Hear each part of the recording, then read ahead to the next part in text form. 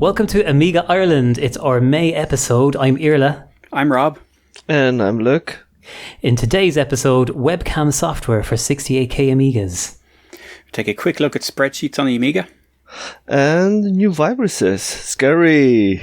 Ooh, wow. Well, before we get into all the news and stuff, Rob, how have you been? It's been a while. Yeah, I say it every month, but like, where the hell did the month go? I don't know. I've been saying, I've got all this lockdown time. I'm going to get loads of stuff done. None of it. I've less time. I seem to be, I don't know where all my time's going. So, well, I am working from home, so that takes up a lot of it, I suppose. But it's just struggling to find time to do anything, really. So I actually have nothing to show for the last month. It's understandable under the circumstances. yeah, that's it. I'm the same. There's been, it's just been kind of intense. It's been nice intense. We've been going for walks in the prom. We've been looking after our, parents and things like that. So, but like busy, but it's been nice. And we met a lot of cool new neighbours actually. So always busy, but it's nice, Yeah. How about you, Luke? How are you doing? Well, I'm back at work. I was a little bit on holidays, so I could stay at home, and we did a lot of spring tidying up and cleaning up, so we got a lot of things, and now I'm back again at work, so there you go. Every day is the same. I don't know which is better. Holidays, definitely, always. We've got two guests with us today. We've got Eamon, also known as VectorFunk on Twitter. How you doing, Eamon? Thanks for joining us. Hey, thanks for having me on. Yeah, it's great to be here. Thanks for joining us. And we've got also John Gervin of Dodgy Rocks fame. How's it going, John? Hi, Arla. Good to be here. Fair play to you. Thanks for making it. We were just saying beforehand, we've got 5 significant others to thank for allowing us all to be here together during these strange times. How are you both getting on? Getting on pretty good, yeah. It's a pretty unusual times we're all in. There's sort of a shared unity with it all, with everyone's kind of in a similar boat all at the same time. And actually, Eamon, your other half is an Amstrad fan. So are you having a bit of a retro lockdown time together or anything like that? Yeah, we'll definitely have to work on that. That hasn't happened so far, so I guess there's plenty more days to fill yet. How about you, John? Are you working from home? Are you on holidays? No, I'm working from home. I can sympathise with Rob there. My normal job didn't stop, but it went about 150% with lockdown. So I've been no time for anything. Apart from that, everyone's healthy, so it's good. That is good. Yeah, and actually, Clearcos, aka Modib, has had a new baby rendered in the last couple of days. So congrats, Modib, if you're listening. Oh, congratulations. Congratulations, yeah. Congratulations. Keep him busy. Some nice news. I'll keep him busy. It certainly will, yeah. Right, let's move on to the news.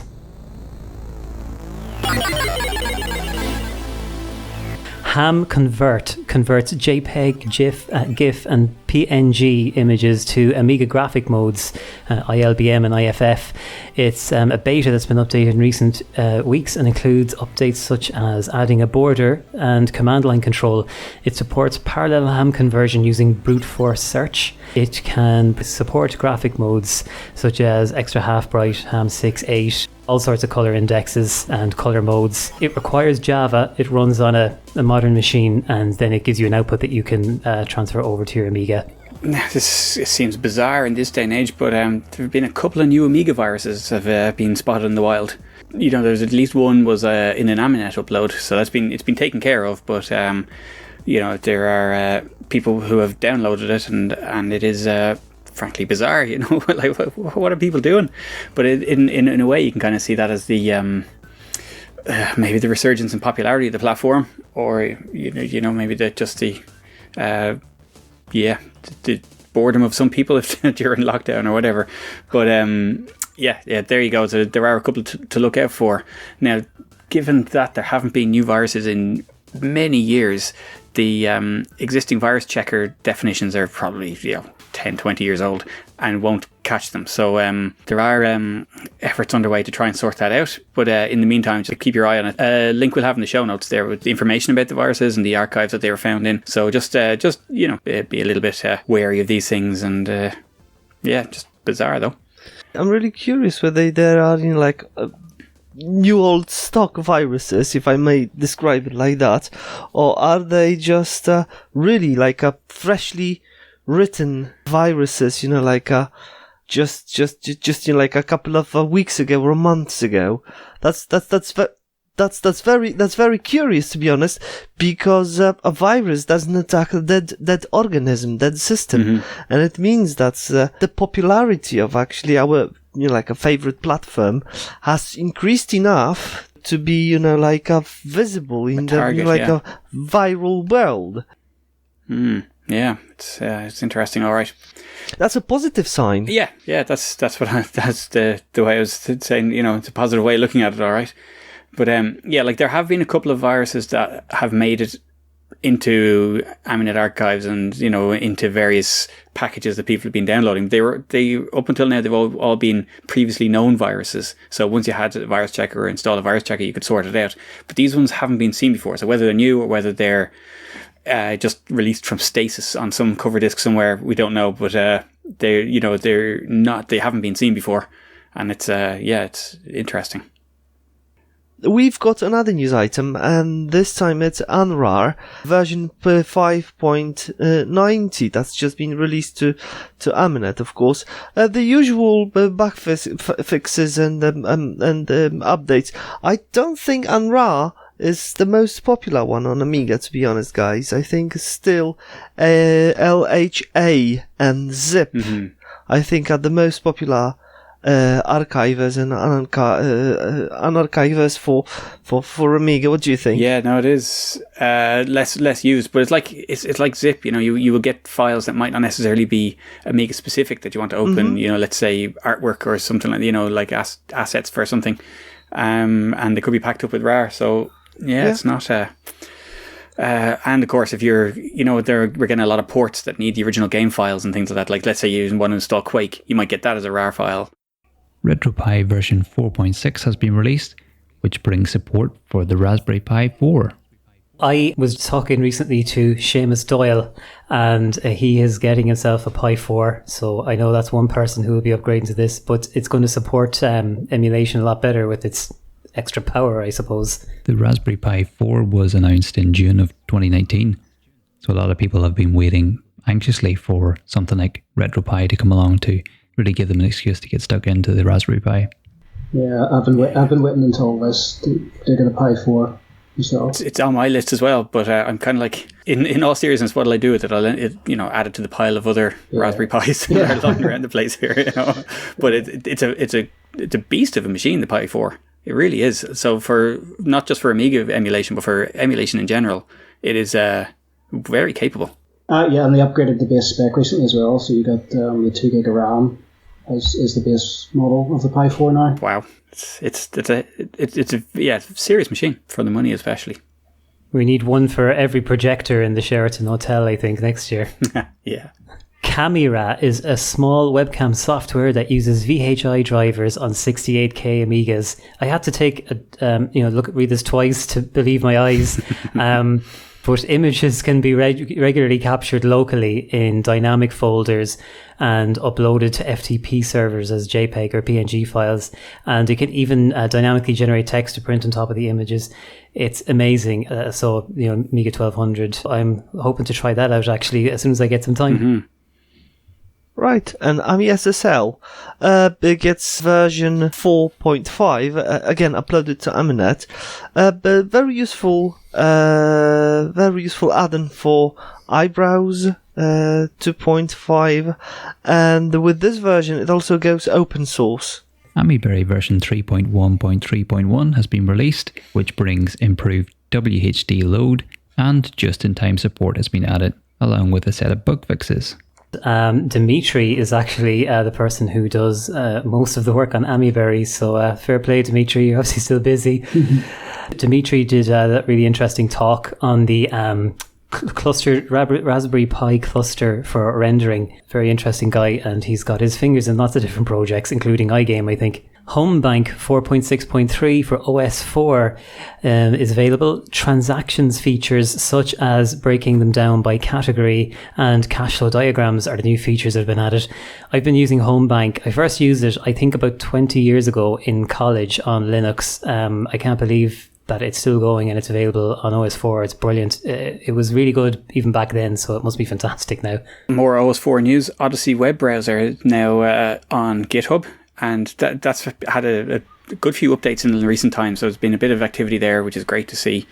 And this particular update here has includes updates for FFmpeg and YouTube integration. So it's the scripts that tie all that together have all been sort of taken care of. So it's basically whenever anything happens that YouTube changed the layout of their website and stuff like that, the external players all stop working, you see. So these kind of fixes help sort that out. But that's basically the best browser there is for OS4, and it is it's good to see that it's still getting work. Amos Professional AGA has been released, which is now an open source project, bringing support for the AGA chipset. Nice to see it being open sourced.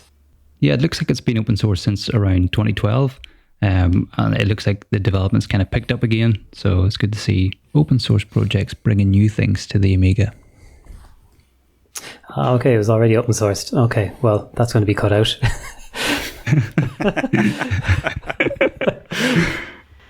I think the original author of Amos has announced, I think a little while ago now, he's going to develop it further for modern machines as well. Oh, that'll be good. Yeah. That'll be really good for attracting more people to it. Was he not working on a web engine for Amos? Or did I imagine that? I didn't hear that, I don't know. Or some sort of web interpreter. Maybe it was someone else, but there was, I could be just making this up, but I was sure there was an effort for an Amos 2 to be basically so you can run it on a web page, which would be impressive as well. Yeah, I believe it's a spiritual successor to Amos. Yeah. Right, another news items. Amigatronics, as far as I remember, is a Spanish portal with news items, and we've just found an interview with Israel Ortuno, if I'm pronouncing it correctly. He's the founder of Amigatronics, so if you're interested, especially the Spanish guys, if you're interested in news items and piece items and getting to know about Amigatronics, why not have a look? AmiEd allows you to remotely edit files on Amiga from a Unix machine. Another really cool thing that has just come out. So this software runs on any Amiga, and it just requires a TCP IP stack. And you simply run a server on your Amiga and the client on your Unix machine and connect, and you can edit your files. From there, that's really exciting. I have a Linux desktop, so I'm really eager to give that a go. There's been a few of these projects recently, but the Remix 500 is an open source remake, if you like, of the Amiga 500 motherboard. So this has been done in KiCad, and so you can generate the Gerbers and get these replacement Amiga 500 motherboards manufactured.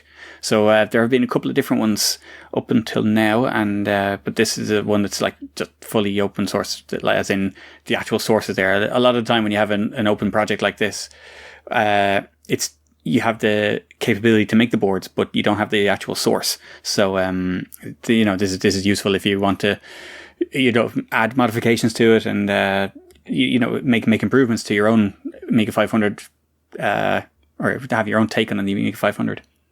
Cool, that's really nice. Right, Star Trek Ships database for OS4 has been released to os4depot.net.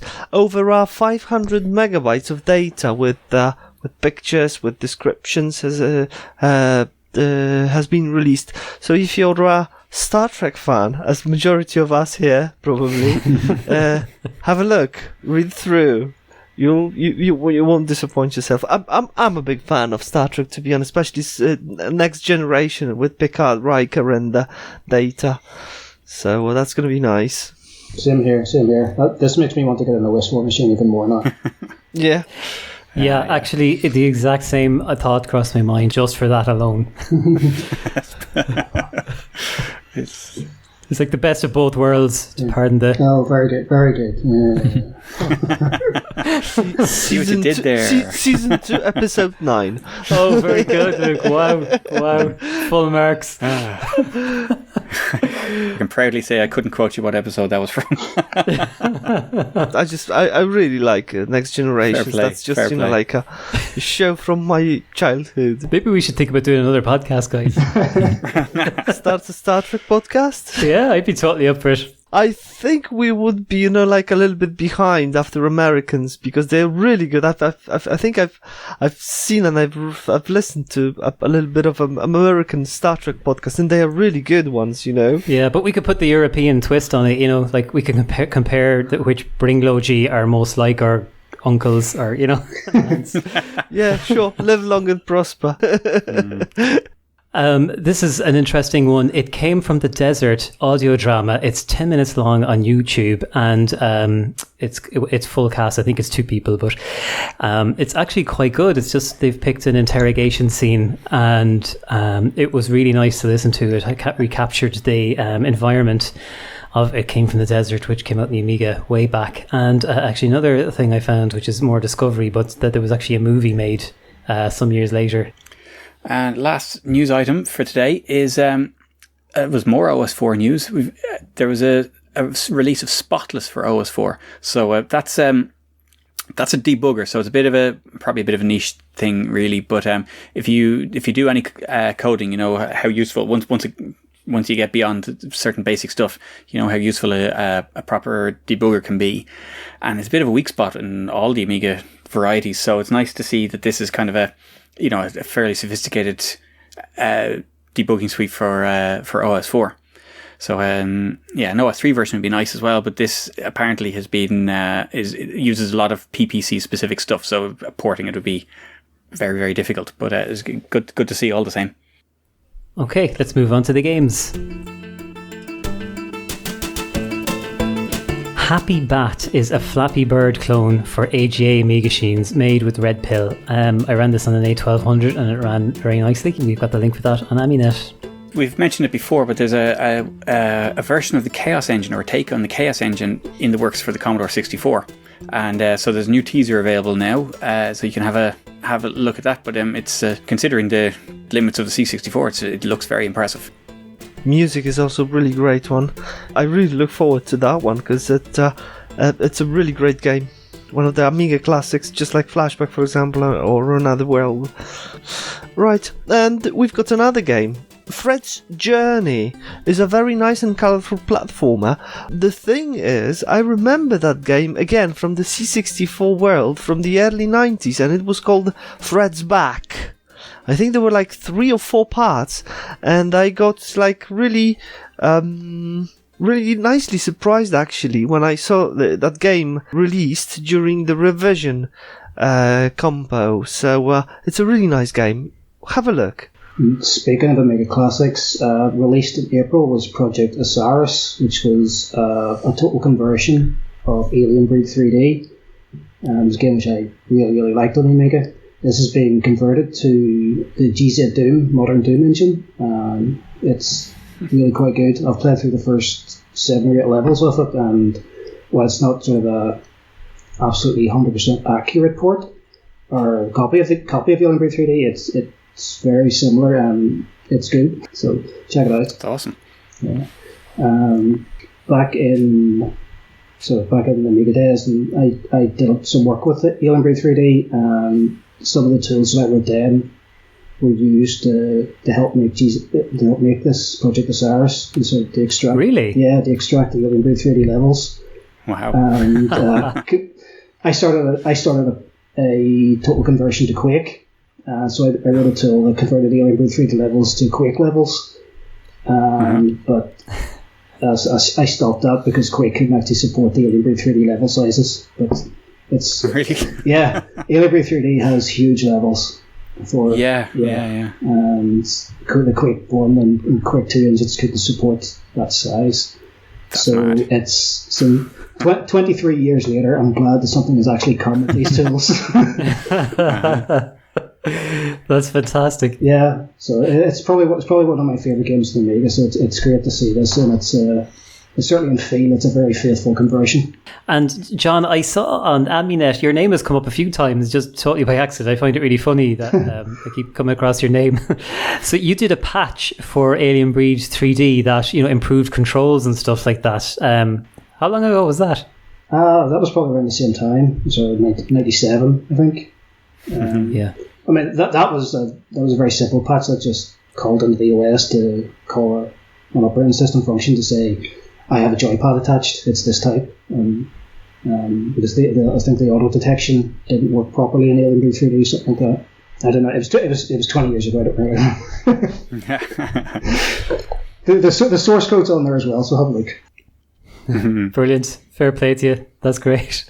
It is kind of scary sometimes when you come across stuff you wrote 20 years ago, or whether it's software or a script or something like that, and you're like, uh-oh. Well, first off, I don't understand how it works. But it's mad. And then you think, what have I done since then? Yeah, there's that as well. Yeah, commenting and indenting got a bit better. That's about it. Right, Germs with a Z. The new game is being released from Last Minute Creations, and this looks like a little sort of a multiplayer party game kind of thing. Sort of I haven't played it myself, so I don't know, but it looks interesting. And basically, you're just trying to take over a little bit of a board from, you've got sort of a grid kind of sort of like a maze grid kind of thing and you have to take it over against the other 3 players. So it looks very fun, very good. So I'll have to check that out myself. Right, we've got another logical game. This time made by Project R3D, the guys who are behind Tanks Fury and Bridge Strike.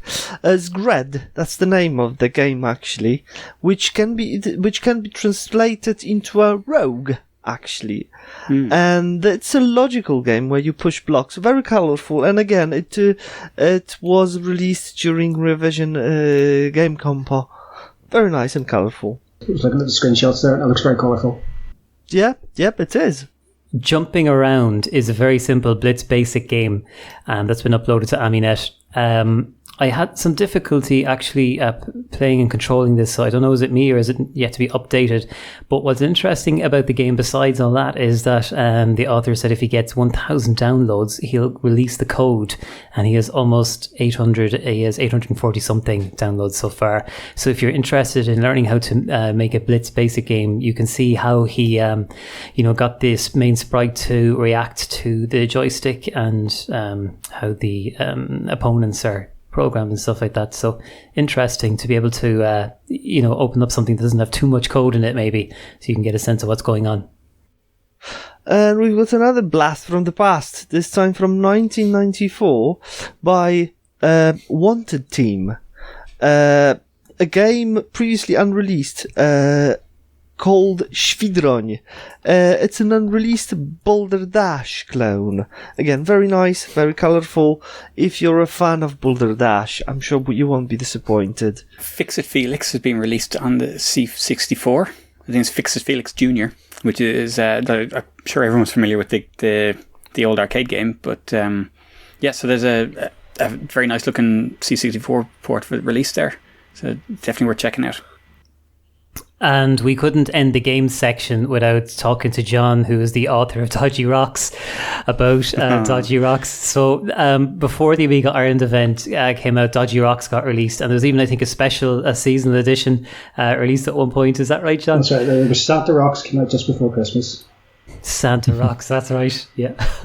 So I have Dodgy Rocks on my laptop, and I have it on my phone as well because it's in the App Store. It's a very fun and addictive game. It's nice to pass around a few people and see who can get the high score and stuff. It went down really well at the event. The high score, I remember seeing a high score at one stage that was just unbelievable. I just said, I'm never going to get near that. And yet the person who won just broke that again by another mile. That was Pixels at Dawn, I think, who must have some serious reflexes. I'd be happy to have Pixels as an air traffic controller for my flight. I'd be a lot less nervous getting on a plane. So John, how did that come about, and how did the Amiga port come about? It's two separate stories there. Dodgy Rocks started life as actually a Power Rangers game that I was making for my son because he was young and he loved Power Rangers and he wanted a game about Power Rangers.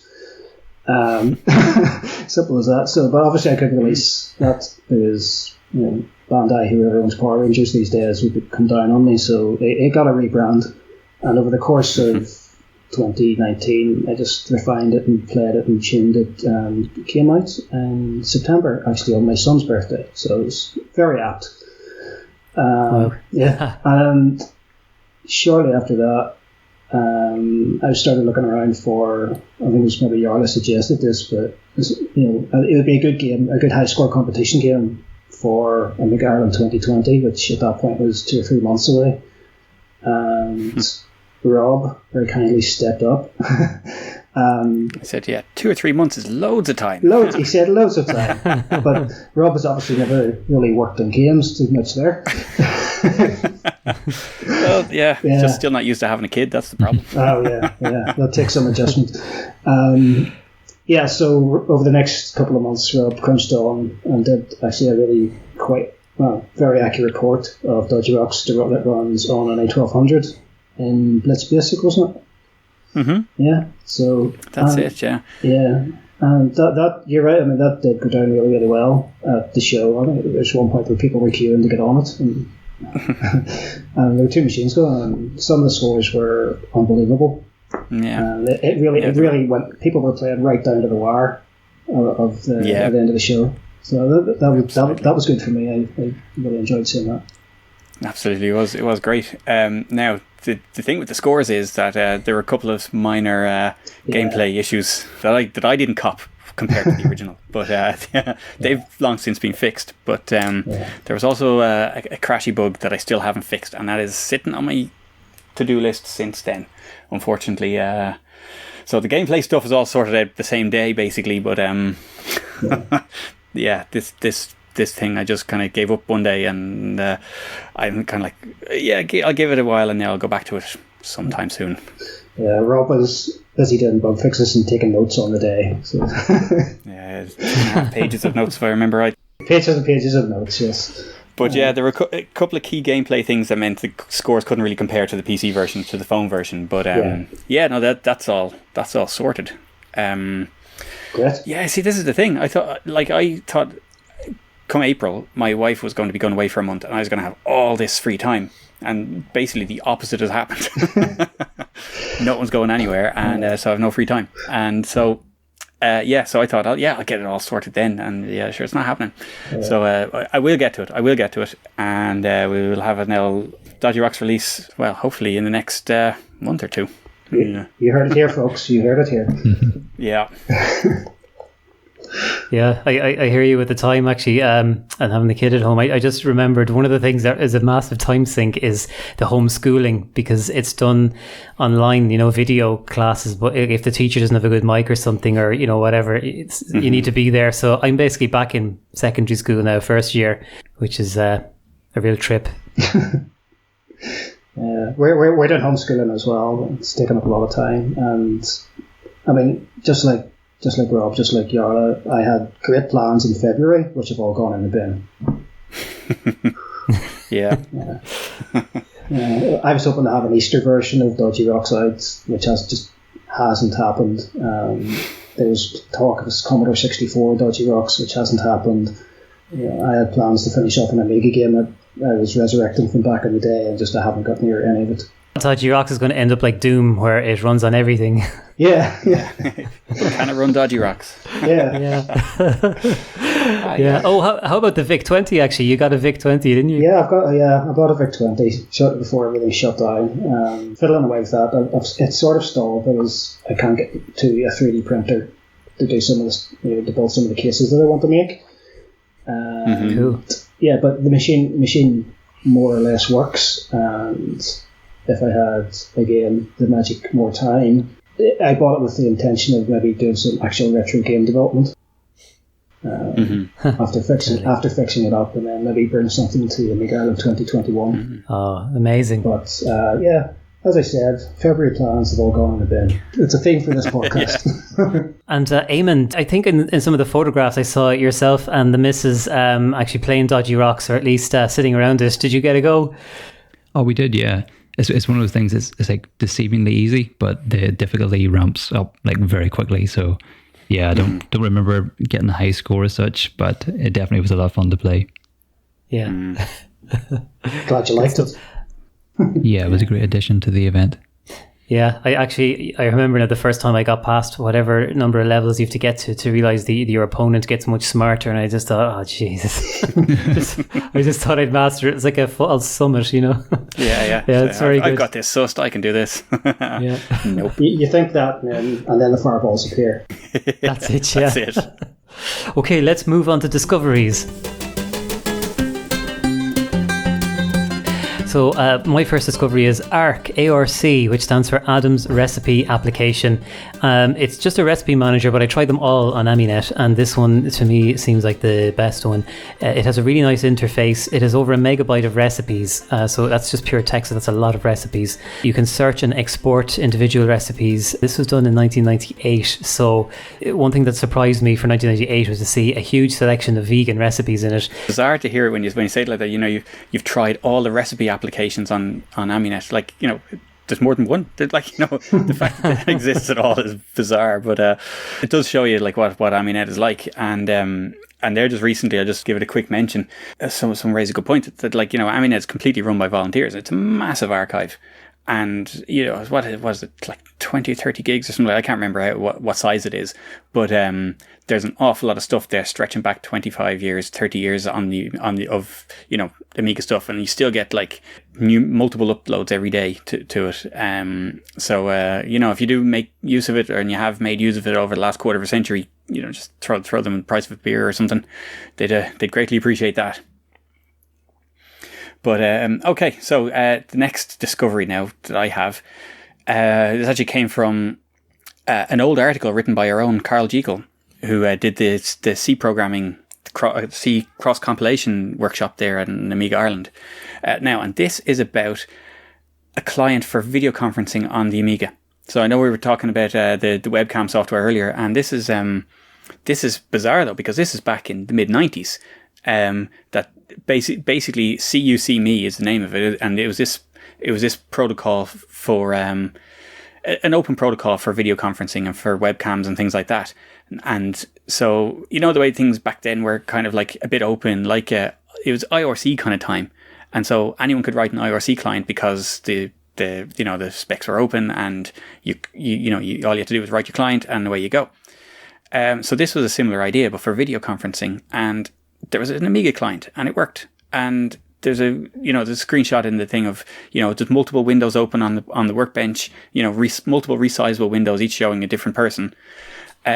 And it had, you know, it was tailored for very, very low bandwidth use. So you could strip the video down to a 3-bit depth and compress it that way. And so it was a relatively simple compression. So you could play it on an Amiga.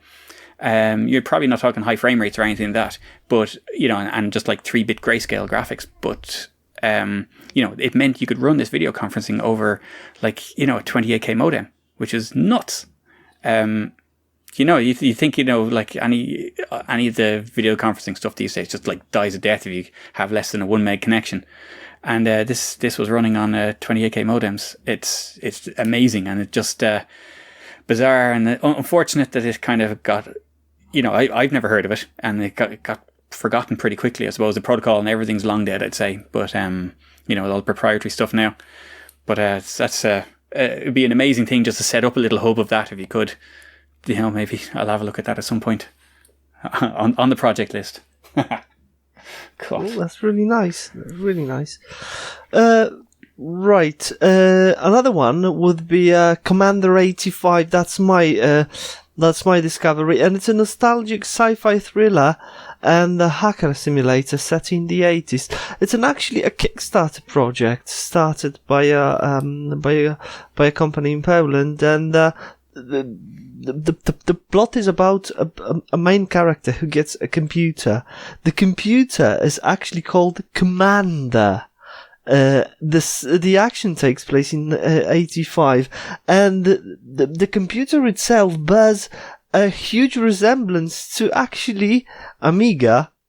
I'm not going to tell you which one, just to spare your interest, but have a look. You might be interested. libgd has been updated for Amiga OS, and it allows dynamic image creation. So this is a programming library that's been written in C with wrappers for other languages. So this means that your application can generate things like charts from internal data. Very cool. I can imagine having a bit of fun with that. Right, my another discovery is Live 600. It's actually an Amiga connected probably to Raspberry Pi, and you can telnet into that Amiga from your own browser and say to author hi, or just chat with them, or or format Workbench. yeah, that's right, or shell. Or shell, yeah. And I've tried that, and it works really, really cool. well. Interesting, very interesting, and it's got all the security protocols as well. So I'm astounded that the author of this project have managed to achieve so much. I think it's only Amiga 600 with 2 megabytes of chip RAM, if I'm not mistaken. Okay, OS4 EMU is an API wrapper to allow some OS4 applications to run on Morphos. It's really interesting, and I have a list of some of the applications that it can run, but I have lost it, so sorry about that. But I'll give you the latest updates. It's an enhanced new lib.library. It implements OS 4.1 64-bit DOS functionality, exec functionality, Picasso 96, and has improved general compatibility. So that is a nice touch for anyone on Morphos. And my final discovery is Ignition, a spreadsheet application for OS 3, which was built in 2006. This is the 2006 build. They have now made a 2020 build for OS 4. Unfortunately, they seem to have dropped support for OS 3.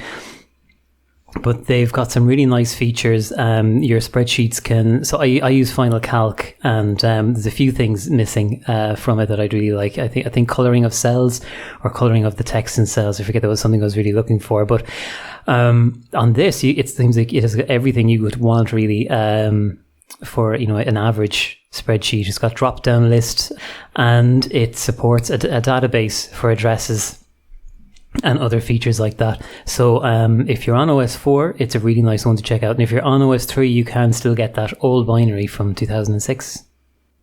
My discovery for this month is Amiga Atari, which is 12 hours of the best Atari ST demo scene music on one floppy disk. This comes from an entrant of the Revision 2020 demo scene party. That's really cool. I haven't heard of that. Yeah, basically put it on the background today as a bit of a warm-up for today's podcast. Set the mood. Yeah, I'm looking forward to that. Well, that is all for discoveries. What we might do here is talk about some of the feedback. So at the end of Amiga Ireland this year in January, the plan was to, when we're saying our goodbyes, say goodbye to everybody and send out a survey straight away that people can answer while everybody knows about it. But because I wanted to change the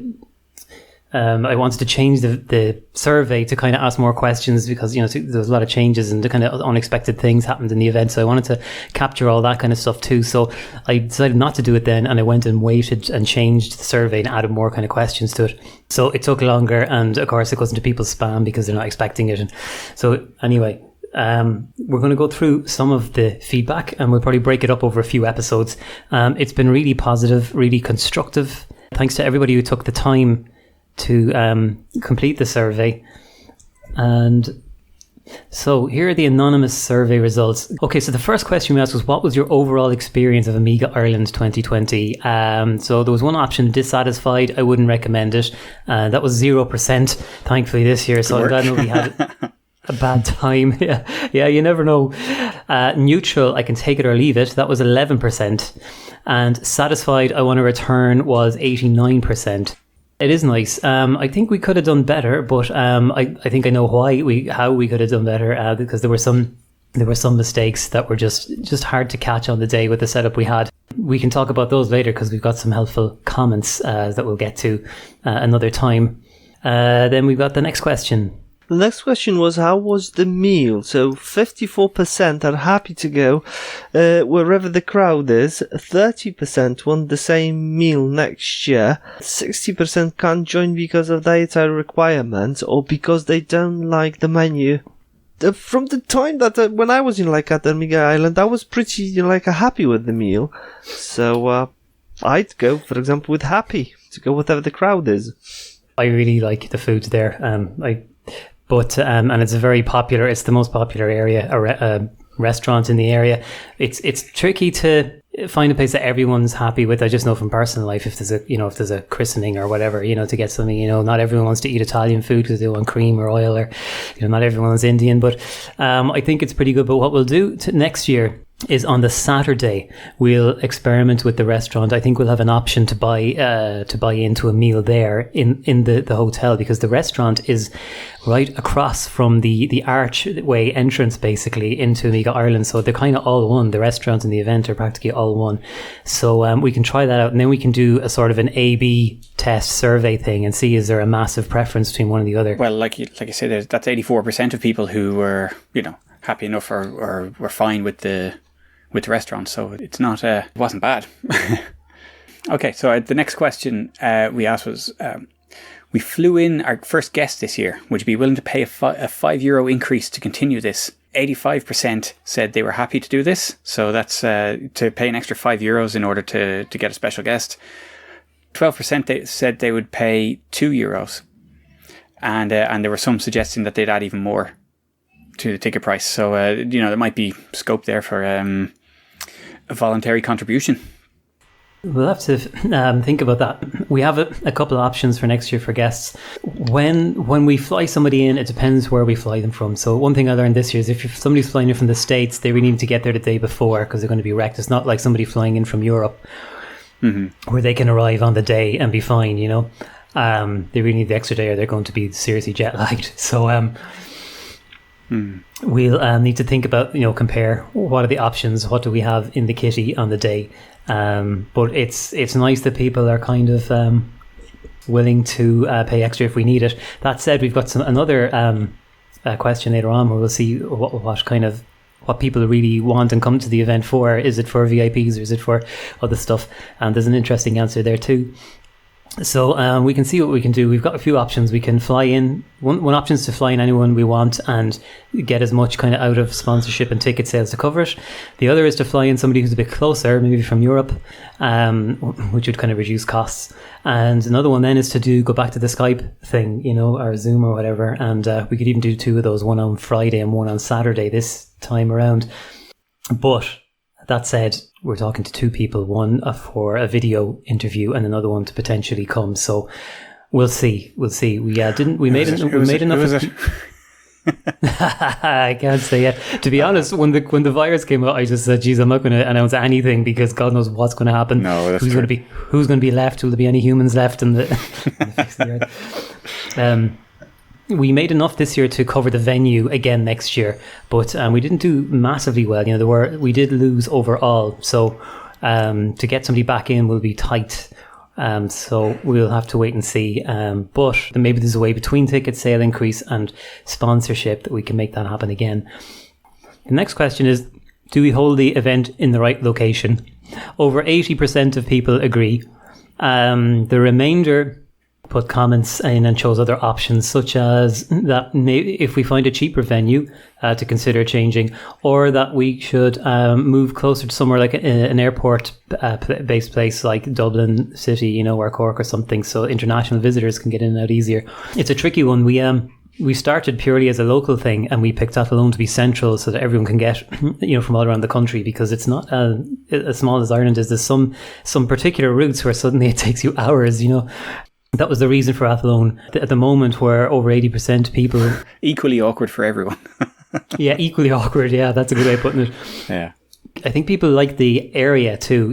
There's a couple of streets you can kind of go and get lost in a few different pubs and stuff if you want. And it's a bit of fun. And with as long as 80% of people would like to stay there, we'll stay there. But who knows what will happen, Right, another question is, would you like to extend workshops to 90 minutes? And over 70% people say 60 minutes is enough, so we'll keep it that way, I think, but with more spillover time between workshops.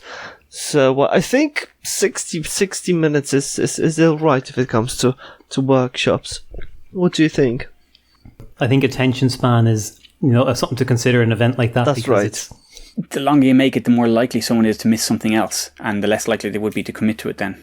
Yeah, that's a good point. And and we will leave spillover time for it because, we had an interview with Dave Haney, and I was at the stage with Dave and Trevor and David Pleasance, and I just naively assumed that our interviewer was off checking their notes or maybe nervous, but they were actually in at a workshop, and I went in and got the shepherd's hook and got them out of the stage, but it meant we started late and it shortened the meeting. So I'll keep better tabs on that for next time. Yeah, because that happened. But when you've got workshops back to back like that, they if each one's over by 10 minutes after 4 of them, you're out 40 minutes. So it quickly adds up like that. So yeah, quarter of an hour, half an hour between workshops would be a good idea. You see, the reason they were like that this year is that if I did put if there was a gap of a half an hour between each one, they would have run later into the evening, and then they would have missed stuff like the interview, which I didn't want to happen. And then the other option is, okay, you can leave a gap, but then move one of the workshops to Friday, and then which one do you move to Friday? And how guaranteed are we that everyone's going to make? Like, we did have some people had trouble with flights and stuff. So Friday is supposed to be like a sociable buffer time, but next year we'll use Friday more. Next, we asked, would you be willing to volunteer? And we got 25 offers for various types of help. So we got both personal volunteers for personal capacity. So basically, sort of shepherding people and, helping people carry stuff and, just general, helping out like that. And as well, hardware. So looking after actual projector setups and, the setups for game competitions and microphones and, all that kind of stuff. Just looking after things and keeping things moving a bit smoothly. So it's great that, people want to muck in, and that'll go great, and that'll help things move a bit smoother if someone has something that's their responsibility and, look after this cable. Don't. Massive thanks to everybody who offered there. There'll be nothing big given to anyone unless they want to do more. Like an example of one thing that, if this had been organised in advance, would have been really helpful. There was a projector hooked up to an emulator down at one end of the room, and the cable had come loose, so the screen had gone blue, and it needed a bit of TLC. It needed a bit more than just the cable being put in. The machine needed to be kind of reseated and stuff. And I was dealing with a problem somewhere beside the stage, and I was looking at this blue screen going, I don't like the look of that big blue screen, because they're massive screens, and blue is such a strong colour in an otherwise lovely environment like that, and I just couldn't get to it. If, say, one person said, okay, I'll keep tabs, if the cable for that machine pops out, I'll fix it. They may never need to do anything, but at least when it does happen, there'll be somebody there who can take care of it. Yeah, so a massive thanks to everybody who ticked the boxes on that question, and to anybody who didn't tick the boxes, by the way. And it's an anonymous survey. I don't know who any of these people are yet. But it's totally valid to just want to come and soak up the experience. I know that when I go to other things, I'm busy. I've been busy. Maybe it's a long journey there. When I get there, I just want to unwind, and I don't really want to have to roll my sleeves and get to work. I want to decompress. So absolute maximum respect to people who are like, that's not for me. Thanks. Absolutely fine. Okay, so but just the last thing I'd say on that is that we'll have 3 categories. I think there'll be a hardware one, which will be popping in a cable if it pops out, maybe a personal one, which might be reminding, say somebody needs a hand getting to a workshop, maybe a presenter has equipment, or maybe there's an interviewer that needs to come to the stage, maybe they're down at the bar or something like that. We can help find them, or an interviewee. And I think that's basically going to be kind of the size of it, really. There'll be nothing massive. So there you go. Okay, on to the last question. So the last one we're going to cover today, it's a lot for one podcast. What was your favourite aspect of the event? 93% of people said meeting other Amiga users and enthusiasts, not including VIPs, and that just blows my mind. That is the one I picked. That's my number one choice personally. I'm just there to meet other people, and as a few have said before, we could go without the Amigas and just meet each other. Even though I got almost no time to actually talk to people this year, it was a bit of a disaster socially for me. But that is what I love about the event, and I was really happy to see that kind of result. Then next step down quite a bit, 65% of people also ticked the box for workshops. They're there to learn stuff, so that's good to know.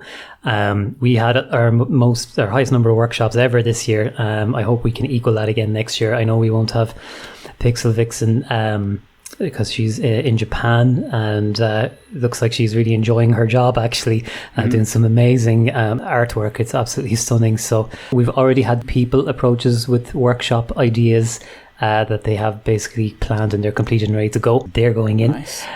So and I haven't actually reached out to anybody yet about workshops, so we'll have more news on that close to the time of ticket sales.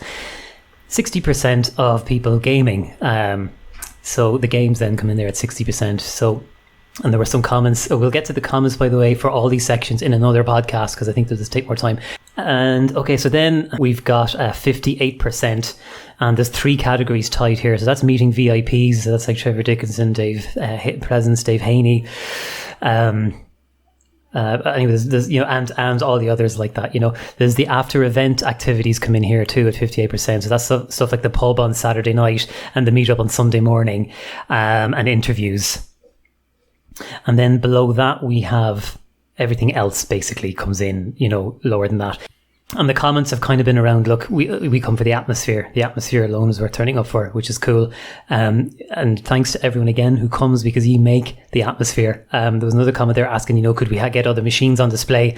But basically the machines are dictated by whoever attends and brings them up. So thanks so much to everyone for making that cool event, because I've been in that room obviously Friday morning when there's nobody there, and it's not half as cool as when it's full of people and equipment.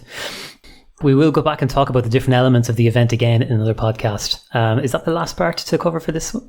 That's it. But while we have the 2 lads here, does that fit with how you guys saw it?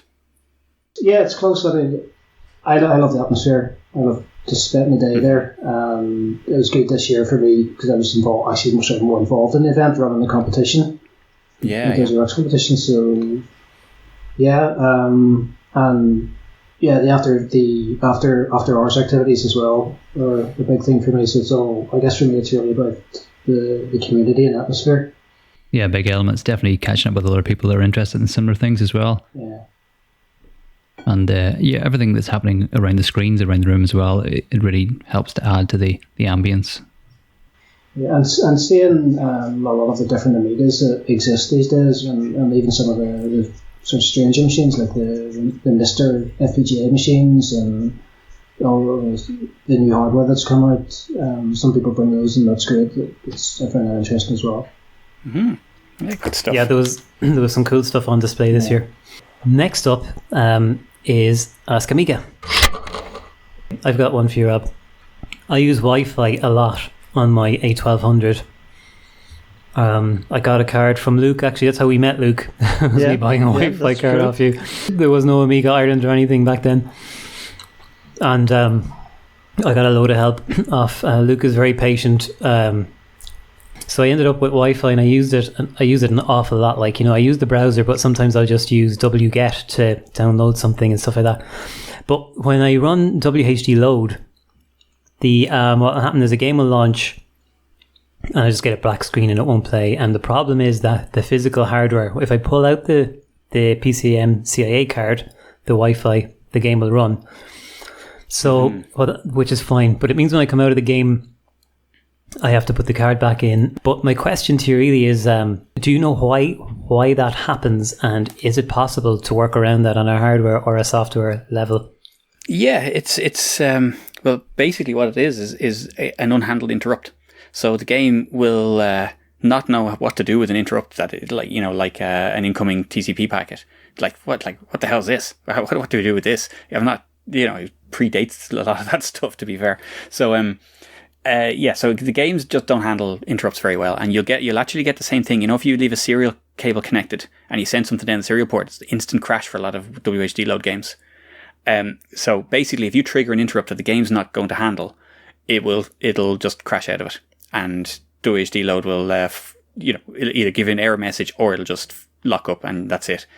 So there are ways around it, and basically it's probably simplest if you have a plug-in card like that to unplug it. But if you can disable your TCP stack before you start, then that should be enough. And then you can re-enable it afterwards. So there is now this is where it gets a little bit rusty for me. But WHD Load does have a facility for disabling the TCP stack just before it launches a game and re-enabling it when you quit.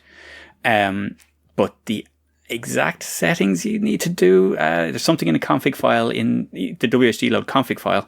Cannot remember the exact strings you need to if you mess browse with. around the internet, I think someone's already solved that, and there's a script that helps you actually to disable the TCP/IP stack and the wireless manager before the game runs, and then enable it as soon as you press F10 key to quit your game. So I think someone's already found a solution for that. That's one thing. The other thing, it's a well-documented bug in WHD Load. Just like Rob said, another one is the serial port, and there's one more. I think Mediator. There's a clash between WHD Load and Mediator and Voodoo card, Voodoo graphic card, and it causes the same thing. Yeah, they all That's come from the right. same thing. Basically, is an interrupt that the hardware is kind of saying, "Well, here you need to deal with this," and the game is like, "You're nothing to do with me. Because it's Go away." they come from So, totally different, you time frames. Different worlds. Yeah, exactly. Yeah. But so, but there was always the thing back in the day that you if you're having problems running a game, you unplug any extra hardware that you have. But back then it was really only modems, and you had your modem switched off most of the time because it was expensive to ring people and to use it. So so it was rarely an issue until people started having network connections, and I discovered it actually on because I had an infrared remote control receiver that I'd built, and I had that on the serial port, and I could not figure out why games were crashing until I realized that, someone was pressing remote control in the room and instant crash. And it's like, what the hell's going on here? And that was it. So it was literally just an unserviced interrupt that pulled the whole lot down. But the thing is, and my memory could be rusty on this because I haven't tried it in a while, but I think I tested booting, right, with commenting out the TCP Roadshow out of the startup sequence, but left the card in to see was it the software or the hardware, and I think it hung on just the card with no. So it's still triggering interrupts even without the TCP stack. You've commented out the wireless manager as well. The Wi-Fi card is a two stages connection, so you have to associate with your router first and then open up the connection for the internet using the TCP/IP stack. Yeah. I think I would have known to do that, but I'll have to check really. Okay, let's go on to online activity. So the top tweets and posts came from this month: Alana Kelly, Gavin Byrne, Seamus Doyle, Mark Conroy and Wayne Woodcock. How are you folks? Thanks for keeping it alive online. Also, actually, speaking of online, thanks to everybody who patiently waited for responses to membership requests on Facebook and emails. It's been a hectic several weeks here, and it's just the online side of things has been a low priority. It's out of necessity, not out of desire or anything like that. We've got some new members joining us online too. Dave Haney, Pete Morgan, Sam Cole, Richard Hayes, Jill McCabe, Wayne Woodcock, Nathan Smith, Seamus Hoban and Aaron Smith. Gordon Devlin, Christoph Donow. I don't know. Come on, help us there, Luke. Yeah, okay. Yeah. Ger Olive By, Tony Patton, Luca Moretti, Osby Bertlow, and Des Palmer.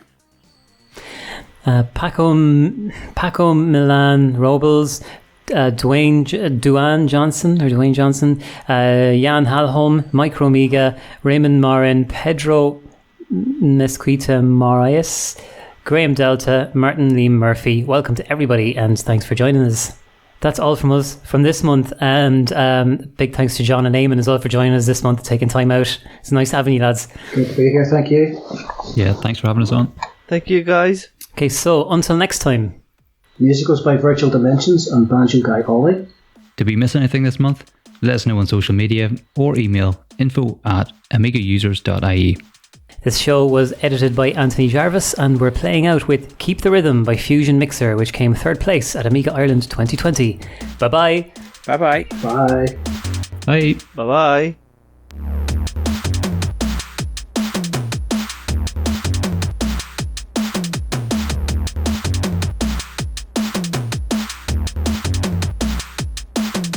We're now ready for takeoff, for takeoff, for takeoff, for takeoff, for takeoff.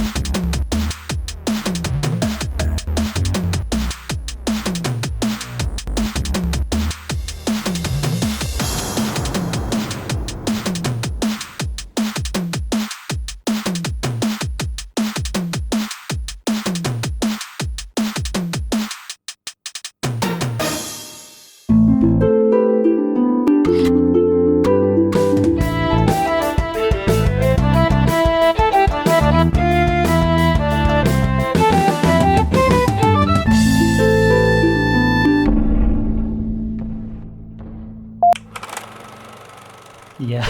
Nobody touched nothing. I don't know what I'm doing. Oh, What am I lads. doing? Luke, you stole John's 3. You had one job.